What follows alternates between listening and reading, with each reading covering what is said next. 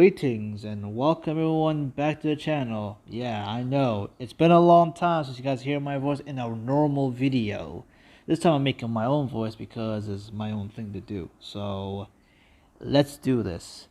Today's video we are going to talk about, from the title, my Metal Gear Solid experience. Yes, and this video was basically kind of like inspired by Tiger. Tiger is the one who did the Devil May Cry experience, and I'll link the video down below. So we decided, the story is me and Tiger, we decided to play our both favorite franchises. Him playing Devil May Cry, and I'll play Metal Gear Solid. And I have beaten Metal Gear Solid a few months ago. So I'm right now here going to be talking about the Metal Gear Solid franchise. The great Metal Gear Solid franchise. And I'll be talking about from Metal Gear Solid 1 through 4. And keep in mind that Metal Gear Solid, Metal Gear 2 Solid Snake, Metal Gear Solid 5 Phantom Pain and Ground Zeroes, and Peace Walker are not going to be on this review. No Revenge is going to be on this review. It's going to be from 1, 2, Sons of Liberty, 3, Snake Eater, and 4, Guns of the Patriots. And yeah, without further ado, let's get the show on the road with the first game, and basically the first installment of the Metal Gear Solid franchise. Let's begin.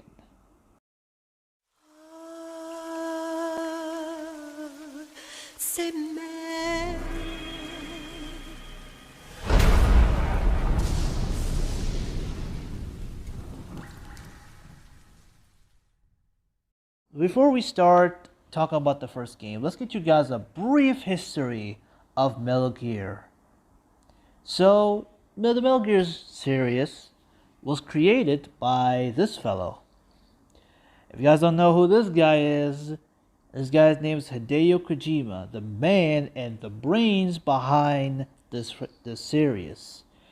So, Kojima, he's a former, an ex, Konami employee, now currently has his own company, Kojima Productions, and has his game Death Stranding, and Death Stranding just coming out soon, and a horror game called Abandoned, which I need to say this a little bit, it's a bit off topic, is not a Silent Hill or Metal Gear Solid remake, so people don't get freaking hyped for it, okay?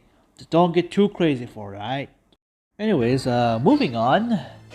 So, the series is all about going stealth instead of like going brute force and shooting. So basically, it's called tactical action espionage, which is basically just stealth, reconnaissance, stealth, and get by undetected. After basically the success of Metal Gear and Metal Gear 2 Solid Snake on the MSX console in Japan, Kojima took a big gamble in making Metal Gear Solid for the upcoming PlayStation console. And he gambled it. He took a big risk, a big gamble for the series, and my goodness, the game became a big hit and a huge success and brought Konami a lot of money, and became one of the PlayStation 1's best-selling game.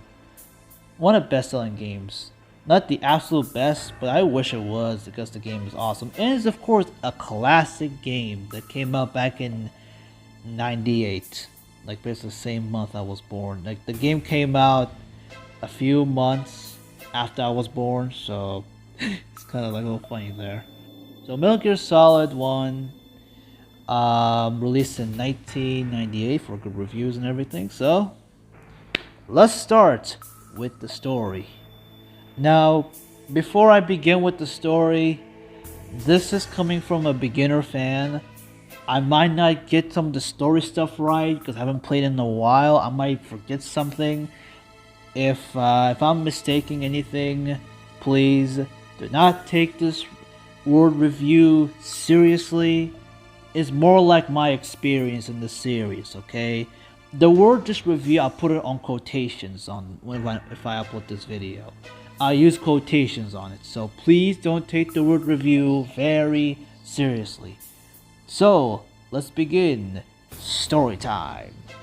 The moral of the story is that you take control of our main protagonist, Solid Snake, who is an elite soldier sent by the government to stop a nuclear attack. So Foxhound have decided to take the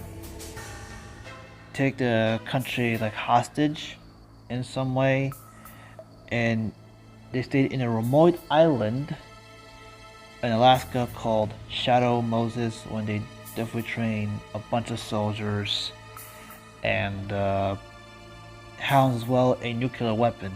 So yeah, they want to basically start a war for money, basically war economy, basically in some way. And take a note for war economy, that word right there, because I'm gonna use that word a lot in a future game, which I'm not gonna tell you what it is. You gotta find out. So basically, the moral story is you're an elite guy sent on a mission that's insane in real life. But he's an elite soldier, and the man like knows everything, knows every trick in the book, and man's been trained like a soldier, like a legit soldier, to take down, to take down Foxhound, take down a nuclear weapon. And their nuclear weapon is called Metal Gear. So, what's this Metal Gear, you ask? Hey Chris, what Metal Gear means? Metal Gear is basically a big gigantic robot that can house a nuclear weapon to destroy the world. That's how Metal Gears are, and they're gigantic as hell. So, you go around Shadow Moses, fighting a lot of people, and fighting, regular enemies, all that type of stuff. And then as soon as you get in, you greeted with a mysterious figure, a girl named Meryl, who she's probably basically a beginner soldier, and she doesn't know how to handle a gun pretty well. And then you go around and meet DARPA Chief prior to that, and he talked about one of the members of the Foxhound called Psycho Mantis. And after getting information and talks about the Metal Gear, he died with a heart attack, which basically he got infected with the Fox Die virus. I think that's what it is. Like I said before, and I mentioned this again, I'm just a beginner, okay? This is just coming from a fan. I don't know much of the story 100%. So keep that and take that with a grain of salt. So after you battle Ocelot, a mysterious attacker cut off his arm, his revolver arm, and completely cut off, like damn. It turns out to be a character named Gray Fox, which we're going to talk about him in a bit. So this is like an old dude, which I forgot his name. He basically died by the same way as the chief. So after that, Meryl and Snake both became like team up together and to take down like the nuclear weapon, stop the nuclear attack. So they go around through this facility, and after destroying a tank, he went in and found a person that's in danger. That's where we met Gray Fox, and Gray Fox is basically Jake. I think his name is Frank Jaeger, formerly known as Frank Jaeger, who used to be in Foxhound but deported or something like that, who's now become not a member or something. And he likes to battle, and this boss fight's pretty cool boss fight. And you meet up with the other character, Hal Emmerich, or you might guys know him as Otacon.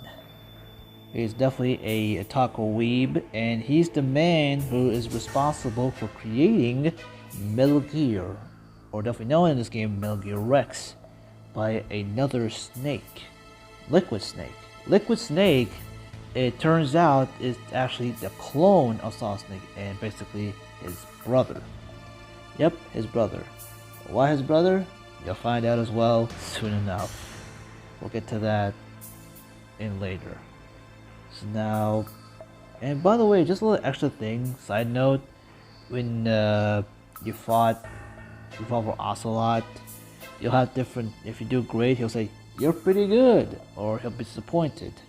So yeah, depending on the boss fight you do, you'll have to exact lines, which is pretty cool, depending on your skill.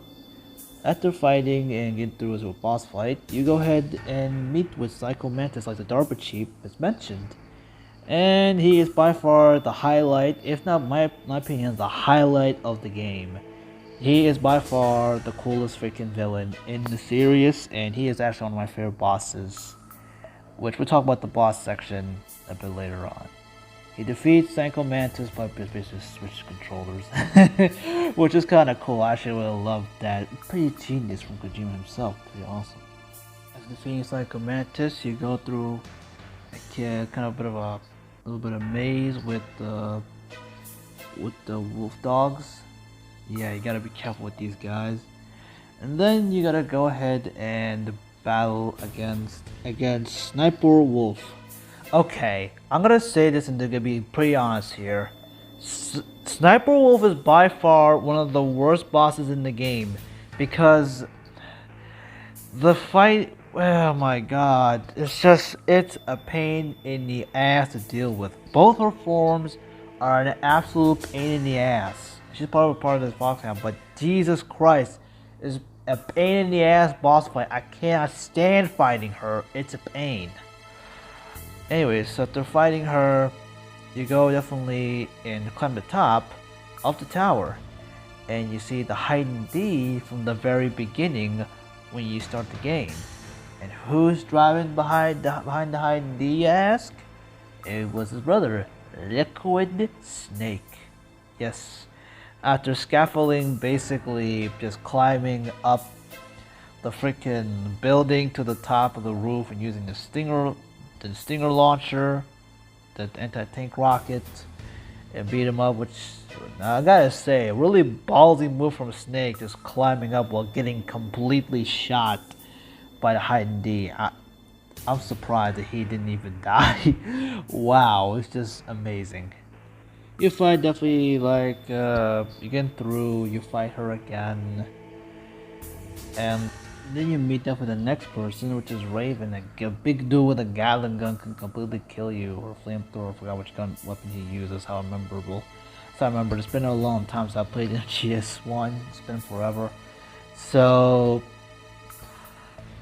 you fight him and all that type of thing, and you go ahead and fight as well Metal Gear Rex, which is basically the final boss. And it turns out that we know that Ocelot he is working with Liquid Snake, and then the cock and ball torture happened. You have to keep on pressing the circle button. It's pretty another iconic scene from the game. Yeah, it's cock and ball torture is what Tiger said. It's just ridiculous, it's just hilarious. But if you screw up, you die and all that, so you die, you have to restart from the save. So I recommend to save before doing this. Yeah, you might just get pissed off and all that type of thing. And then you get the disc 2, there's 2 discs. And you go ahead, we fight Metal Gear, you defeat Metal Gear, and you Snake and Liquid have a 1-on-1 fight, and Snake wins and escapes Shadow Moses and Half After.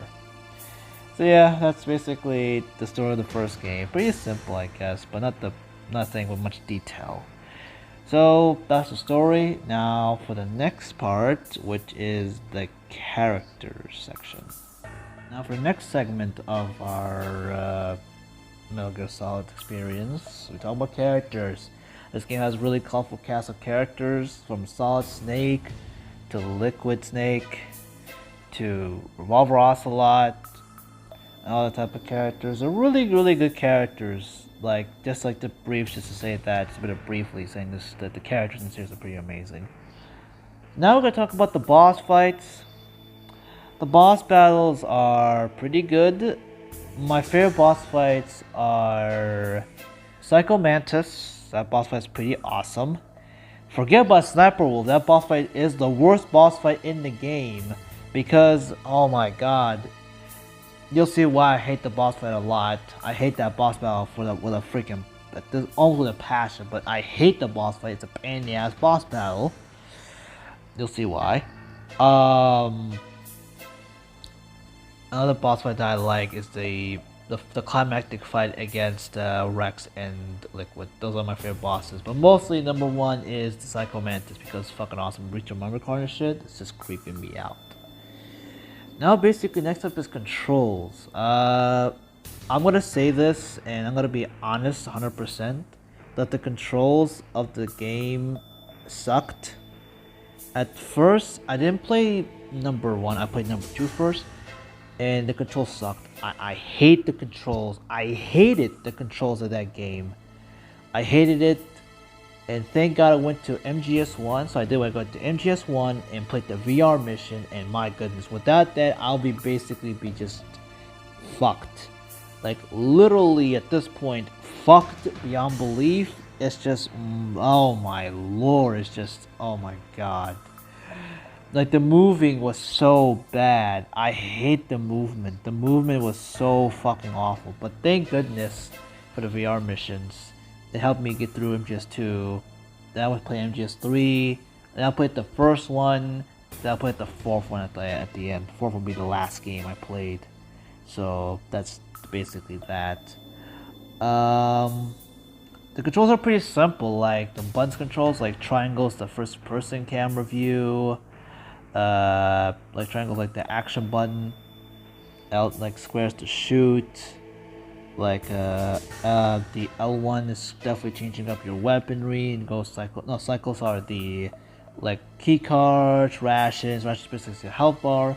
And Metal Gear has like a bunch of array of weapons, silence weapons, from machine guns to different guns. Like the guns are basically kind of the same, but of course the iconic SOCOM, which is a silence pistol. And yep, that's one of the definitely the things I liked about the controls of the game. It's pretty simple, pretty easy. Extra basically the duck and moving slowly, of course. Difficulty of the game. The thing about difficulty of this game, if you're good at the game, if you're good at it, and be cautious.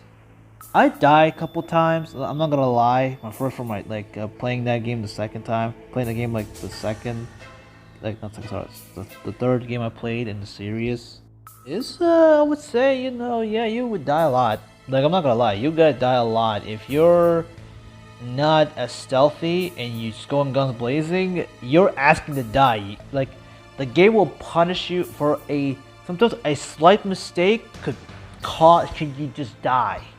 Like a slight mistake at the beginning could cause you to die. Like seriously, could cause you just to die. If you go in guns blazing, well, you're asked to die. You're literally asked to die.